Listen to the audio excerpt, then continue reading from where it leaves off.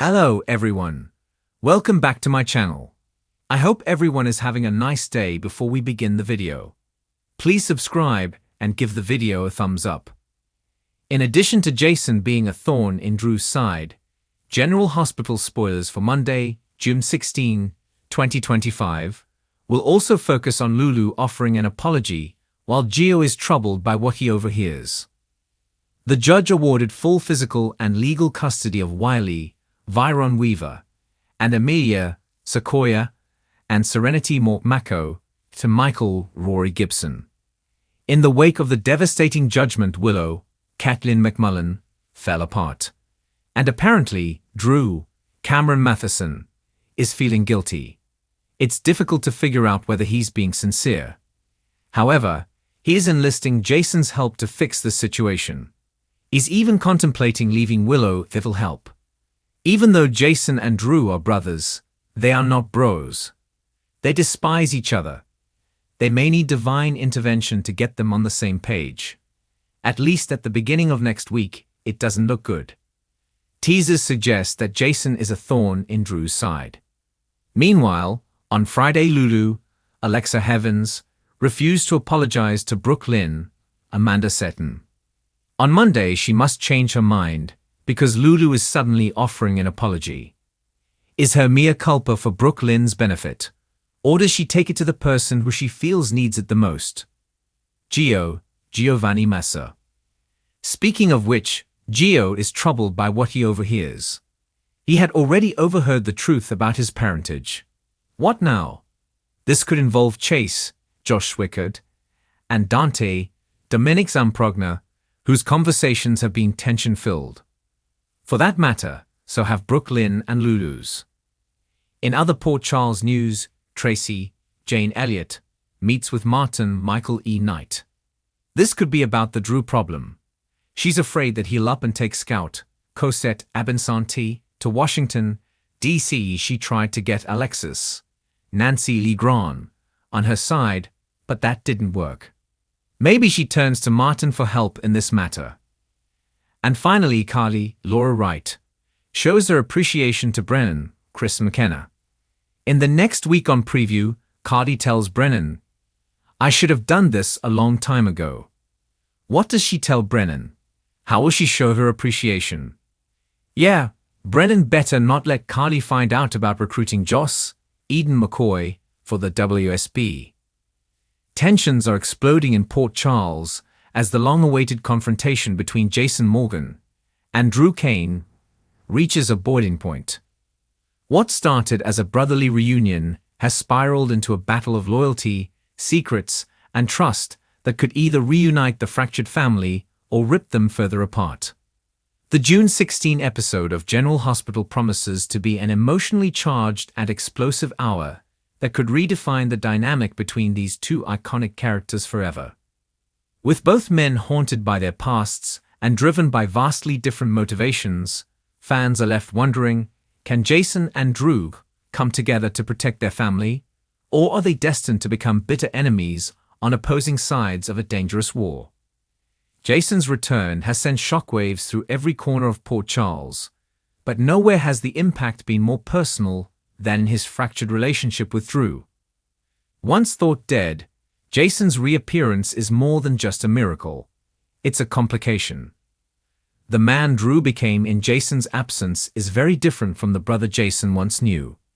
And while some family members are celebrating their second chance with Jason, Drew has been grappling with feelings of betrayal, resentment, and loss. It's not just about being replaced. It's about everything that was lost in the shuffle. Time with Scout, his career, and the sense of belonging he fought so hard to claim. Drew's recent shift toward darker, more dangerous decisions has made people start questioning who he's becoming. No longer the straight-laced, justice-driven man who returned to Port Charles years ago, Drew is now flirting with power plays and covert alliances. His entanglement with Sidwell is raising eyebrows, especially among those closest to him, like Carly and Michael. Jason, ever the silent observer, has taken note of Drew's behavior and doesn't like what he sees. While he's not one to jump to conclusions, he's not ignoring the signs either. And when Jason catches Drew in a tense exchange with one of Sidwell's associates outside the ELQ building, it confirms his worst fears. His brother may be walking into a trap, or worse, Jason confronts Drew in a quiet moment behind the Quartermain estate, where the brothers have one of their most honest and most intense conversations to date. The tension is thick, the pain raw. Jason accuses Drew of playing a dangerous game with people who will never value him the way his family does. Drew fires back, accusing Jason of always putting Sonny above everyone, including the family. He reminds Jason of the years he lost while Jason protected the mob world that nearly cost them everything. It's a brutal exchange, each word heavier than the last. But beneath the anger is heartbreak. These are two brothers who've been torn apart by circumstance, trying desperately to reclaim something that might be lost for good. Meanwhile, Carly is caught in the middle. Her loyalty to Jason is unshakable, but her respect for Drew runs deep. As she watches the fire between them grow, she worries this might break both men beyond repair. She turns to Sam for advice, and the conversation turns nostalgic. Sam, who has loved both men and knows their strengths and weaknesses, urges Carly not to intervene. They have to figure this out on their own, she says, but if they can't come together, Port Charles is going to lose more than just two brothers. Sam's words linger, especially as Scout begins asking why her uncle and her father don't talk like they used to. Elsewhere, Sonny watches the Kane Morgan tension with strategic interest. The mob boss knows he's under fire from multiple fronts: Sidwell, the feds, and even internal betrayal. And having Jason back should be a blessing. But Jason's return also brings new vulnerabilities. Drew's unpredictable behavior makes him a wild card, and Sonny doesn't like wild cards. He orders Brick to quietly investigate Drew's recent activities, hoping to uncover any deals or movements that could hurt his interests. But Sonny isn't prepared for what Brick finds: a possible secret alliance between Drew and Kay, a move that could signify a dramatic shift in power. Kay's loyalties are murky at best. Still struggling to define his role in Port Charles, he's found himself pulled in multiple directions.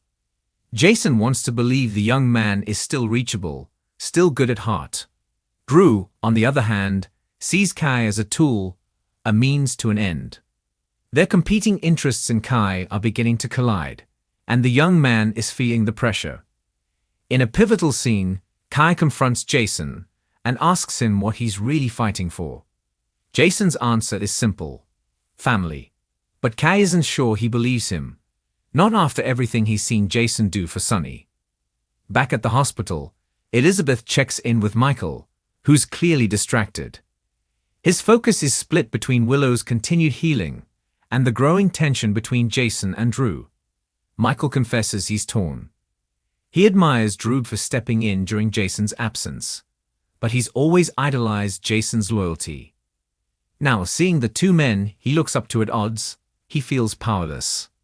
Elizabeth encourages him to stay out of it, but Michael's not built that way. Later, he makes a surprise visit to Jason and pleads with him to find a way to work with Drew, not against him. This family's already been through too much, Michael says. Don't tear it apart now. But reconciliation isn't so easy. Jason's instincts scream that Drew is getting in too deep. And Drew, for all his good intentions, is starting to enjoy the power that comes with playing a bigger game. When Drew visits the warehouse Sonny flagged earlier and finds evidence of a possible weapons shipment linked to Sidwell, he realizes just how far he's strayed from his original mission. He's no longer just protecting Scout, he's building a power base. And the realization that he might be doing exactly what he once condemned Jason for takes a darker turn when Drew is nearly ambushed outside the docks. Jason arrives just in time, taking down one of the attackers and pulling Drew to safety.